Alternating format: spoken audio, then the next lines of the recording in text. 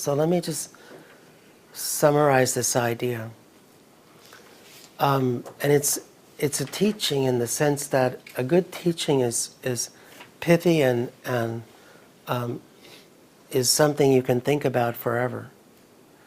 So a teaching, for instance, from the narrative world would be Jerome Bruner saying, fact is artifact. Anybody ever hear that before? So that's a good teaching, because it's something you can think about forever. My Aboriginal version of that comes from an elder who said, facts are poop.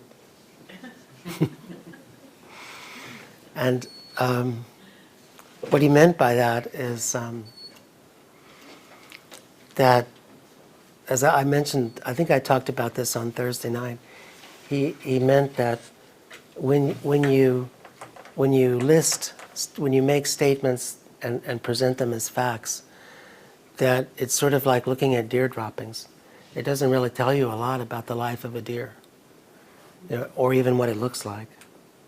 It might tell you something about what it eats, but probably if a deer walked by and you'd never seen a deer and all you'd looked at is its poop, you wouldn't know that it was a deer.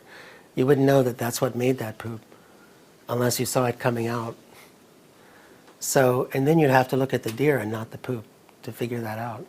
So what he meant was, what really matters is the process and not the facts. And that was Jerome Bruner's point of view too, is that what really matters is the narrative, the story, and not the individual facts within the narrative. So let me think of an example. What's a movie that everybody's seen recently? I know. How many of you saw Lambs and Lions? Anyone see that? I like that movie. Nobody saw that but me. Okay. How about The Wizard of Oz? Is anyone who hasn't seen The Wizard of Oz? All right. So a fact would be Dorothy came from Kansas, right? Well, that's actually sort of arbitrary, because she could have come from Nebraska. She could have come from Alabama. She would have had to have a different accent from Alabama, but she didn't actually have a Kansas accent anyway. So she had a Hollywood accent. so that would be a fact. Dorothy came from Kansas. The witch melted when water was poured on her. But that doesn't capture the ambience of the movie at all. It doesn't capture the dramatic moments. It doesn't capture how you feel when those flying monkeys, pick up Dorothy and her friends, and it doesn't capture the feeling of realizing that the wizard is a fake. He's a faker instead of a fakir.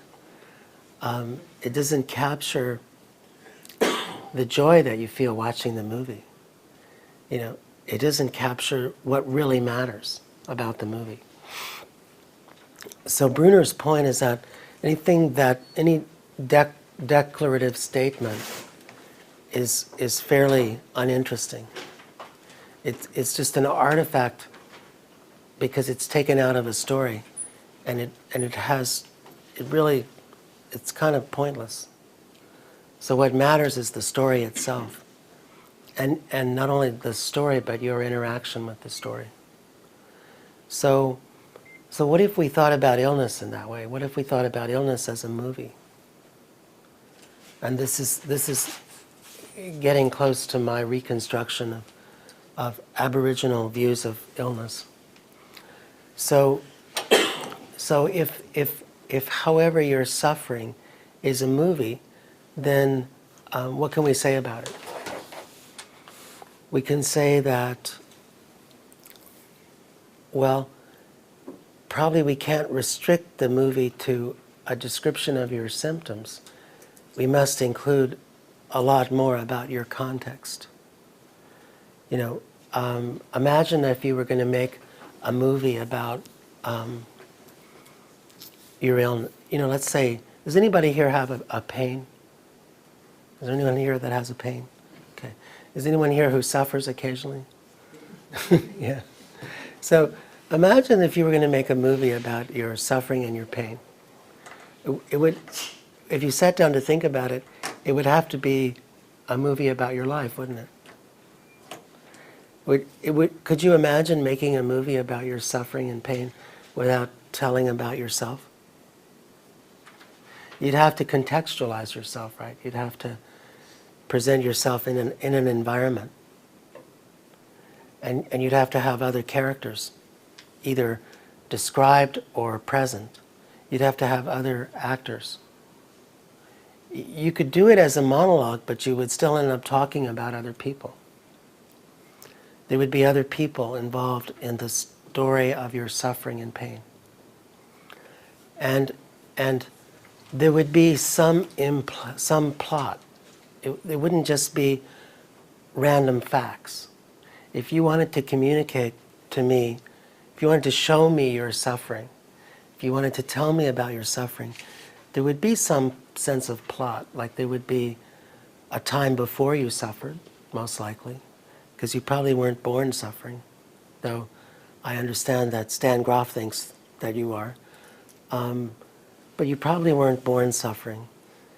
You probably acquired this particular suffering or pain. At some point in your life, you acquired it. So there's a beginning, and there's a story, there's a vignette about that beginning. So and then if you're going to explain this to me, you'd have to pull out more vignettes that were representative. You couldn't tell me about every moment of your suffering and pain. You'd have to be selective. You would have to pick some vignettes that would really make it come alive for me. Like, well, I got this, I'm thinking of when I had a knee problem in December. And I would start off by saying, I think my problem began when I overdid it on the treadmill, and probably I had a little virus at the same time in my knee, and it blossomed forth to be twice its usual size, and it hurt. And then, so that's the beginning of my vignette. That's my first vignette. And then my second vignette would be, and while it was hurting, I went to New York City, and I took a train to Chappaqua, and they didn't call out my stop, and suddenly the doors opened, and I saw the sign, and I remembered how little time the doors stay open on Metro North. And so I grabbed my stuff and twisted my knee, and boy did it hurt, and I couldn't walk on it. So there's vignette number 2. Do you see how it's more interesting when you put in details like Metro North and the place and how quickly the doors open and close on Metro North? And mostly when you tell a story, you do that.